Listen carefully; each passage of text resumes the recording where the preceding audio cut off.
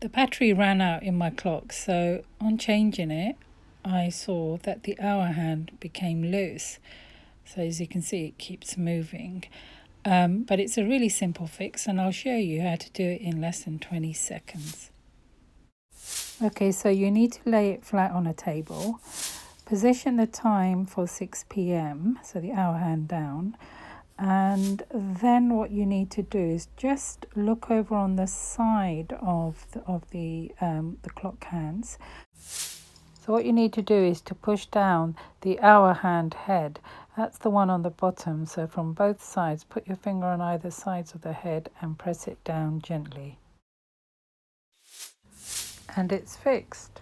Clock is working again. I think it's just time for an ooh la la.